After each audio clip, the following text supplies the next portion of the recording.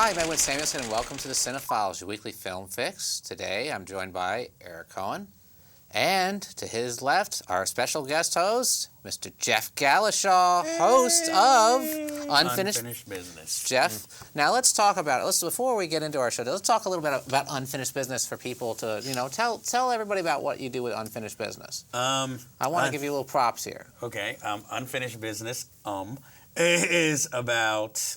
It's pretty much just a commentary show about just wildly different subjects. Sometimes there are reviews, sometimes it's just me stating an opinion on a certain matter.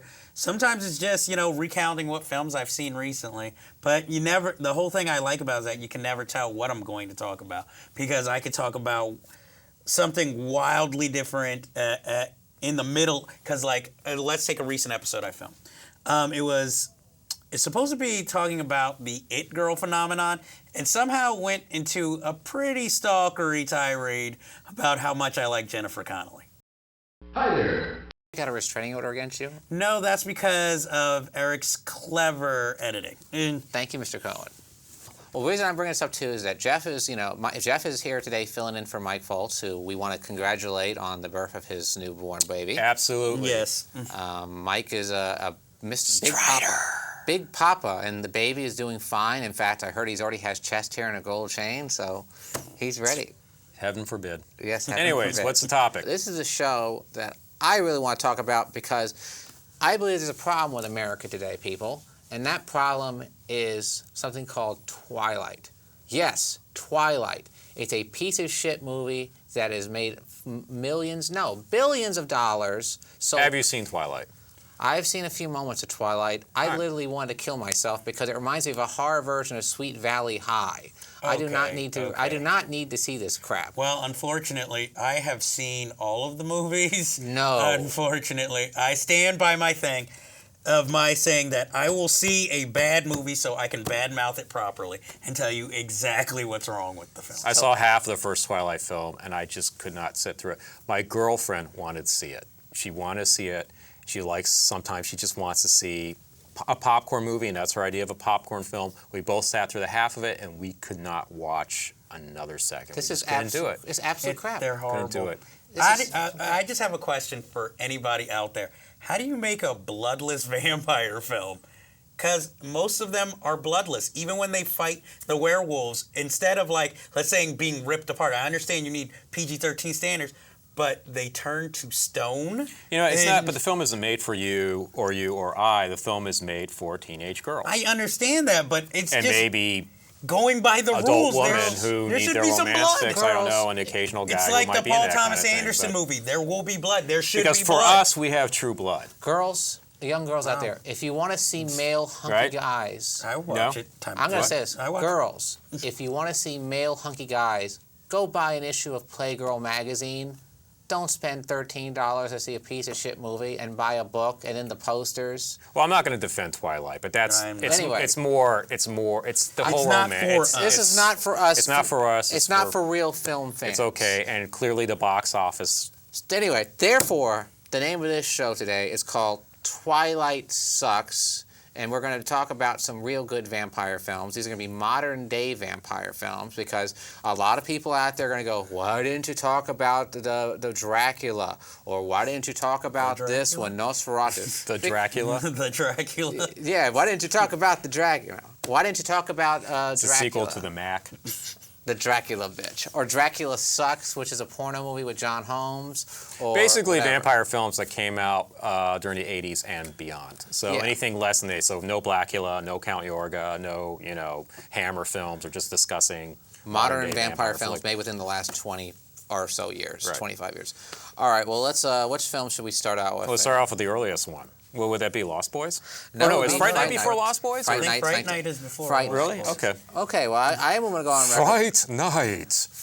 Fright Night. So, Fright Night. I'm going to go on record here. Fright Night is a film that really holds a special place in my heart. I saw it at a young age, I have a lot of And fond memories. I of have it. a lot of fond memories of it. In fact, I was lucky enough to see the original a few weeks ago, 35 projected on a brand new print down at the Sunshine, Cool. which was a phenomenal experience. It was sold out, actually, because it was, it's making the rounds because of the recent remake, which we'll get into later. But what I love about this film, it was written and directed by a man by the name of Tom Holland, who was originally an actor. Actually, he acted in TV and films. Actually, one of the actors he worked with, I believe, was Joan Crawford.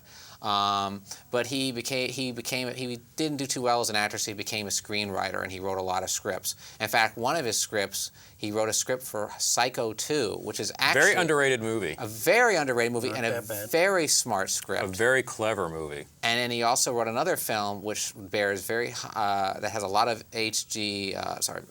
Lovecraft influences, which is a film I think is very underrated called The Beast Within. Yeah. I didn't see that one. It's a very good movie, by the way. And he also wrote a few other films, and thankfully, it is led. I to don't him. really see the H.P. Lovecraft thing, but I'm not going to quibble. Oh, I'll get into you with that later. The Dunwich Horror is a little bit in there. Tom Holland wrote a lot of scripts, and another one he wrote was Class of 1984, and somehow Yes.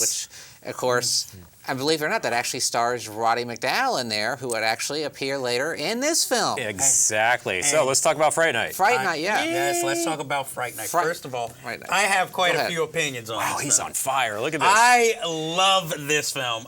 This was like one of my first horror films that I watched as a child. I mean, I have a few problems with the film, but overall, I guess it's sort of like Temple of Doom, why that's one of my favorite Indiana Jones films, is that this just is pure nostalgia for me sitting through this film. First of all, I love Roddy McDowall and anything, and he is just so great in this film. And I just, Chris Sarandon, who has never really had that great of a career, but he has an iconic role here. One of my major quibbles is the leads. First of all, Herman's Head, I don't remember the name. His name is William Ragsdale. William Ragsdale, Who Brewster. I understand is playing, supposed to be playing a teenager, though he looks a little old to be a teenager.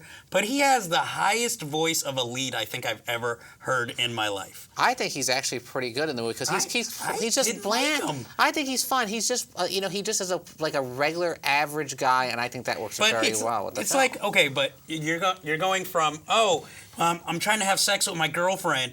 I'm so close. He's like a Let me go Zach sprout my- Galligan type. He was like a typical go-to type for 80s teenage heroes in like genre films. He kind He's of fits not that. bad. He works he's just not fine. horrible. Yeah. I still love the film, but I'm just, I didn't like him. And I'm sorry. I know the 80s were a time of skinny women, but Amanda Bierce, Well, she's too old for the role. I yes. have to be honest with And you on I that. never found her very attractive, so. Well, look. I'm not defending the casting decisions of this movie. Okay. I'm just saying my minor. But, quibbles. John Hughes was the only one casting actual teenagers in teenage roles at the time. There actually is one teenager in the film, and we forgot to mention how phenomenal he is, and that is Stephen Jeffries. Evil. Yeah, Ed. Stephen Jeffries is great. No, I was going to say that most of the people, it was a typical go-to thing in genre films of the time where you hired people in their 20s to play, teenagers. It happened in the Porky's movies. It happened, And the John reason Hughes they was do the only that- one actually casting teenagers in teenage roles. And the at the reason time. they do that is to get around the rules of actors working. filming. That is why you see a lot of older people, some people who are even wearing hair pieces playing teenagers, But that's why. But John Hughes, you are right, is probably the only one to actually use real teenagers. Yeah, and like Zach Galligan wasn't a teenager who was in Gremlins. He's about He 20 was years old. rather bland, also. But anyway. Can I just say one more thing? Finish your thought, please. Okay.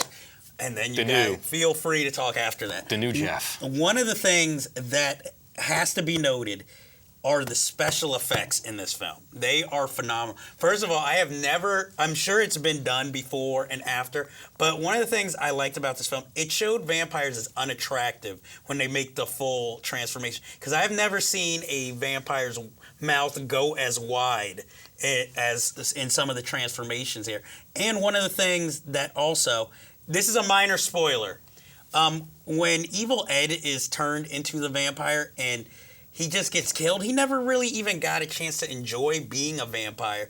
And it makes his character even that much more sad in the film and makes him really a sympathetic character. Well, that's one thing that I would like to talk about too in this film, is that one thing that I think is really interesting, because I told you, I just watched it with a big audience, and I saw the remake again.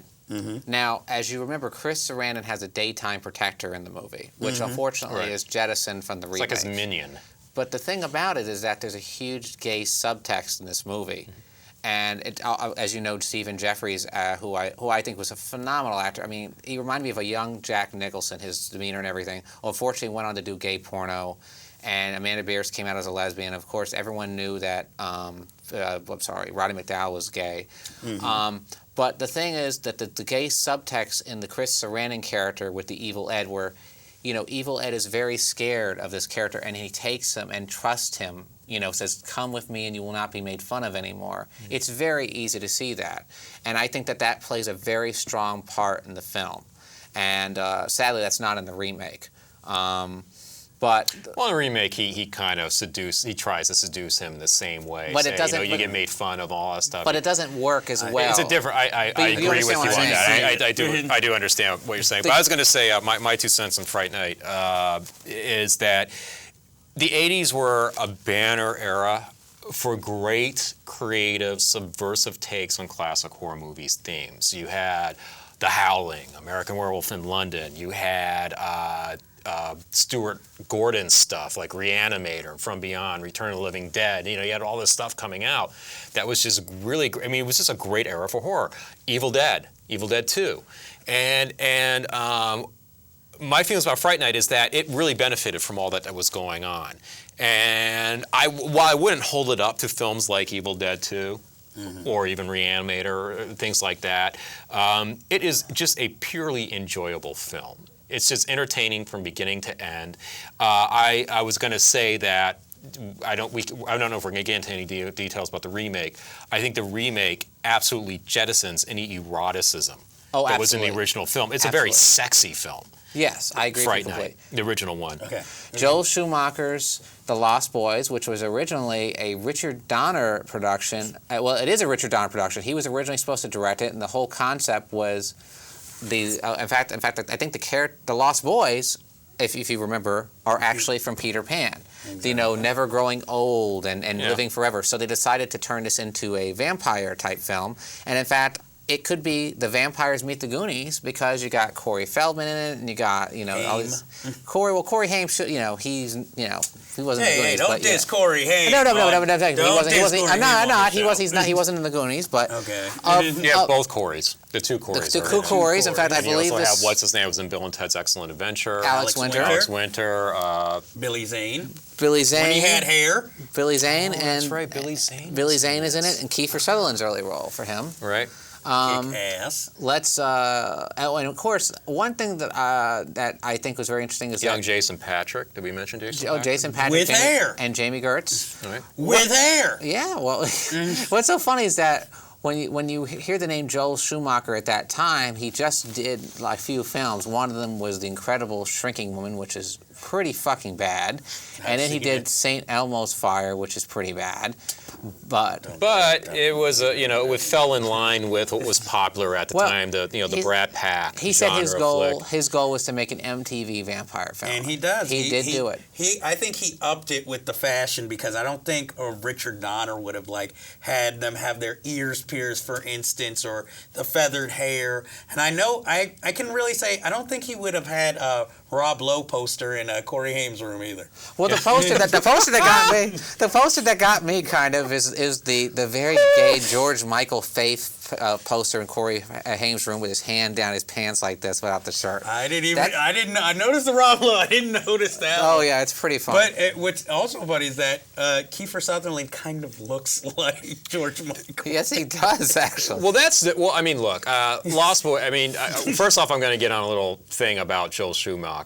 This has nothing to do with Lost Boys, but that's the problem I have with Joel Schumacher. No, not the gayness or all that stuff. The problem is Joel Schumacher always struck me that he was trying to be desperately hip and cool with every film he's made. Well, that's easy to see. And he why. always is off somehow. Like he's always one step behind or too late in terms of fashion trend and all that stuff. Every film he's done just seems like he's trying too hard to be cool whether it's like campy Batman style. Isn't it cool if we do this? No, sorry, nobody wants to see a campy Batman. Well, that you know? pays in And part. it's all window dressing. That pays in part because he he was used a to window do. Which he dresser, used to do, and right. he was also a fashion guy. So Yes, he was. But and it seems like that he's just like out of sync with. Now, Lost Boys is probably the only film he's made that I have actually enjoyed, and I could say that I like. I enjoy Lost Boys for what it is. It's a lot of fun. And So do one I. thing that's very smart about Lost Boys that I have to give him some credit for is that in addition to all these, teen actors that not teen actors, they were younger actors, he got some really good ones. But he was smart enough to cast it with some really good professional actors like Diane Weiss. Bernard Hughes. Bernard Hughes is steals every scene he's in. And Bernard Hughes. Bernard Hughes, it is him. He's the grandfather. He is, yes, Bernard. Oh, Bernard Hughes. I'm sorry, you're right. I'm sorry. I thought you were talking about Herman Edward is- Herman. Yes, sorry. is also very good. You're right, it's And Bernard Hughes. the scenes with Bernard Hughes, sorry, not Herman, Bernard Hughes. Let's start that over.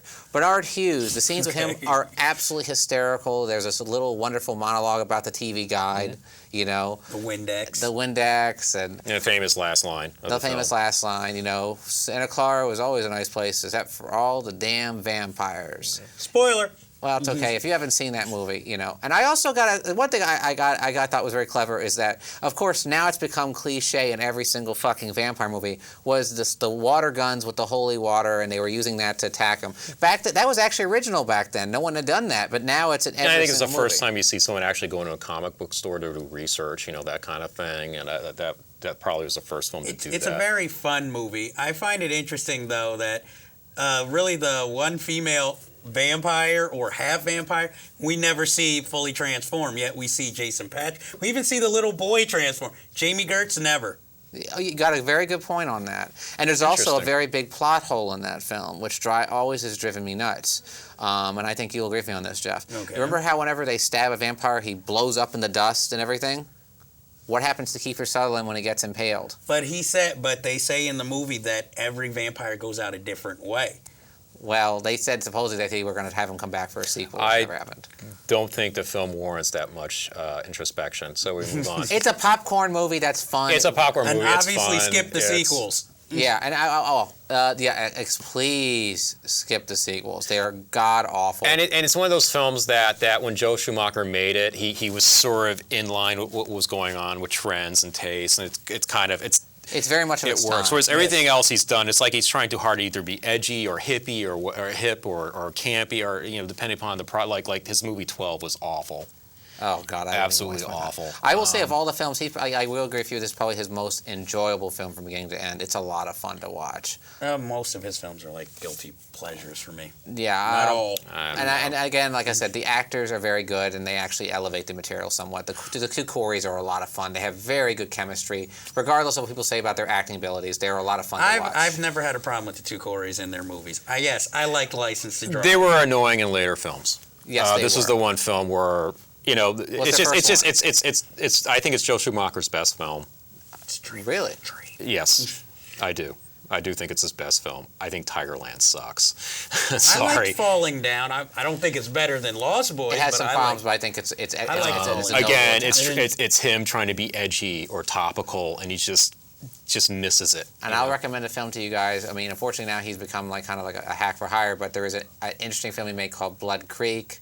I do recommend you check it out on Netflix. It's a very unusual film for a director who was once considered an A-list director.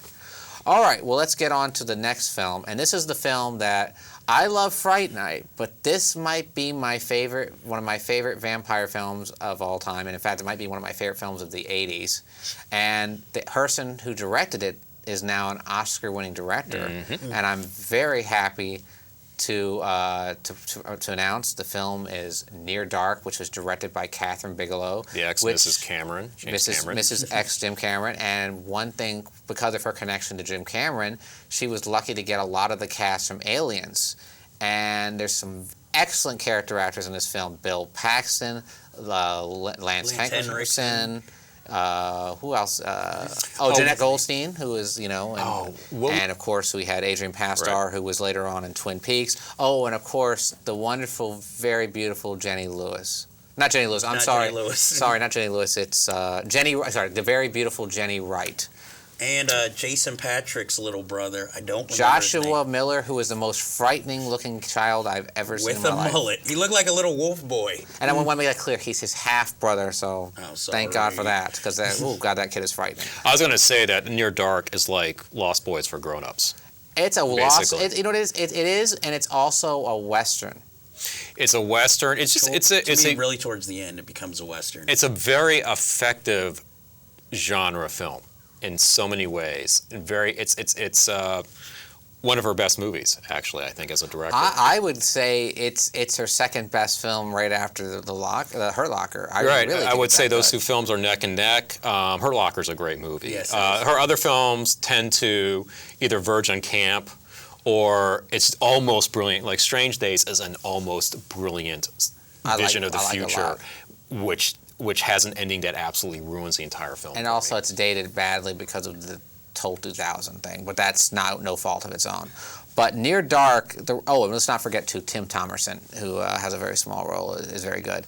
What I like about this film is that I love that you really get to see this whole family of vampires just traveling the country like serial killers. You know, they're going from town to town looking for people to slaughter, and that's what gives it a really unique perspective. And also the backdrop of the Old West or the Midwest really adds a lot.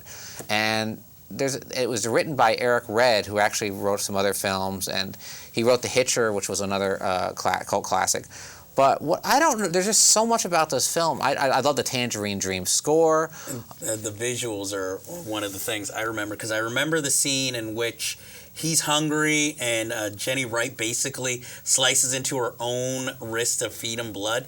I had never seen that in a vampire film before. And they don't have fangs, They do not have fangs. which is an interesting choice. And I think they took a lot. I think they might have taken that from Martin, George Romero. I think they Martin. may have taken it from the original Dracula. Bela Lugosi did not have fangs. The vampire movies did not present a vampire with fangs until the 1950s when Hammer introduced that. There were like some B movies that came out prior to that might have had the fang conceit, but the popular vampire image did not have fangs. James LeGros actually has a very early role. He's one of the victims in the pool hall who gets killed. At that time, that was one of the goriest scenes in film I've ever That is seen. very And it has a disgusting. child actor in the middle of it. That was what amazed me. And I have to say, I'm not the hugest Bill Paxton fan. You mean the biggest? No, I'm not. I have nothing personally against him as an actor, but this also seems like one of the really few times I've seen him really have fun with a role in this film. I'm hot and cold on Bill Paxton as well. I believe he's been very good in some films like Weird Science. I think he's phenomenal. Aliens, he's very good in, and Near Dark, he's very good in. His other films, he can be hot. He's a very capable actor. Yeah, he is he's capable. very good in that TV series on HBO. He was a set dresser just like Joel Schumacher. He is so. very good at it. I was going to say, though, the young kid, what's his name again? Josh Miller. Absolutely phenomenal performance. He's very That is frightening. because he's playing basically an adult stuck in a child's body. And you know what's so funny is that they actually use that in Interview with the Vampire later. But they didn't use that because that's in the novel. But I'm saying I believe. But it's the same conceit. And They Kristen did it Dunst much was better. good in that as well. But they did it much better, I think. In Near Dark. Well, it was a different thing. I mean, I One's can't more really- gothic. Yeah. Yeah, and you know what's also we gotta. What I really like about the film is just the utter bleakness of this film. It's very dark. It doesn't really have much hope. The one problem I have with the film, and I think even a lot of the actors agree, is the ending with the supposed cure for the vampires, which doesn't really ring true. But I still think there's so much to recommend about the worked film. for the film. I'm willing to I didn't accept have it. a problem. I mean, I would make that argument for other films that she's directed where the endings don't really, like I said, Strange Days could have been one of the best science fiction films ever. And that ending fucking killed it for me. Just totally ruined the rest of the film. Also, one thing that's very important I want to recommend, and I mean, I must stress this because this must be even an editorial. Whatever you do to people, do not, under any circumstances, buy the Blu-ray that came out from Lionsgate. It is without a doubt one of the worst transfers I've ever seen because they took an old DVD and up-converted it. If you can, find the original Anchor Bay. Believe it or not, it looks 10 times far superior to the Blu-ray. I'm serious. Do not buy the Blu-ray of that. I won't do that. I won't. You've scared me. And by the way, thank you, David Gregory, our good pal, for doing such an excellent job on the featurette. Yeah, David Gregory. Yes. Who is David Gregory? David Gregory is a good pal of ours who is a director of Playtown. Severin Films. And Seven Films, and he's also going to be premiering his new film, The Theater Bazaar, at Lincoln Center in October. So please check it out. We should have him on the show sometime. Actually, he's going to be in New York, Let's have him on the so we're show. going to have him. Okay. Anyway, so Yes. Near Dark. Let's move on to the next one. Near Dark. Okay, well, going from Near Dark, we're going to go to another film which was produced by Dark Sky Films, which has become kind of a very big player in the independent horror scene lately. And it was co-produced by Glass Eye Pix, which is a company run by Larry Fessenden. Big fan of him. I'm a huge fan of Larry Fessenden. He's a New York-based filmmaker who's been making films for years. One of his first films was Habit, which was kind of a somewhat success. And he did Wendigo, but he's become more well-known for producing other films lately. And acting. I mean, acting. One of my favorite films of last year was I Sell the Dead. Yeah, which you recommended, I got to say. And what's very impressive about I Sell the Dead, it was a period piece shot completely in Staten Island. And let me tell you, I had no idea until after I saw the credits. It was? Yes, it was. Yeah, the whole film, they really stretched their budget well. It was very impressive. It felt like a $15 to $20 million movie. Which does have a vampire in it, by the way. Yes, it does. And good performances. And he's getting a lot of good actors who are not like marquee actors, but he's getting some very good, solid actors. Now, Stakeland actually has Kelly McGillis in a small role, who's very, very good. In fact, she's nearly unrecognizable. Almost unrecognized, yeah. I didn't even realize it's her until I took credits. Yeah. Unfortunately, sadly, she hasn't aged well. And also Sean Nelson, who I've always been a fan of, who was in the movie Fresh, has a very small role. Now, Eric, you were recommended this to me. Tell me, what appealed to you about this film? Well, first of all, it's a film that's been buzzed about a lot on the festival circuit, and everyone's been talking. I mean, anyone who goes on Twitch.net.com, whatever, they were talking up for a while. Ain't It Cool was talking up for a while. So I realized I had to see this film just to see it for myself. Now, I was prepared. What I was prepared to see was it sounded a little too ambitious for its budget, and I was like, okay. And also, the guy who wrote the film is also the lead actor, and I was expecting, okay, this might be like a vanity project. He's casting himself in the hero action man part, fine. Then I watched it, and I gotta say, I was pleasantly surprised by this film. For one thing, it feels like an epic film. Even though it was done on what must have been a very low budget, you do get a sense of that this is something that's going. I thought in some ways it was just as effective as The Road. I'm very happy you mentioned that. In fact, this is the film that I Am Legend should have been. I can agree with you on that. And I thought the lead guy was very compelling. I thought he was very good in it, and he's not presented as this do-it-all action man type. He's as flawed as everyone else. These are just people just trying to survive, and they've honed their skills to do that. I would say the only problem I have with the film is the ending. I think it just putters out. I agree with you on this. My problem with the film, let me give props to what I did like. I thought for the budget, unfucking believable the scope. In fact, because I used to deal with in low budget filmmaking. I worked at a company, and I remember when my friend was writing a script, they said, there's a scene where they were having a garbage truck run by with like dead bodies in it, and the guy looks at the script and goes, "We can't do that. You got to cut that out. That's going to be too expensive." I was like, "Wow, just to have a garbage truck move by?" But there's scenes where they have big trains move by and all this stuff. And I'm like, these shots don't really even need to be in the movie, but they add so much. There's scope to the film. The scope is that you wouldn't see impressive. it with a film of this. But there's more scope to this film in like higher budgeted films. Oh, I agree completely. And the guy who directed this did a phenomenal job.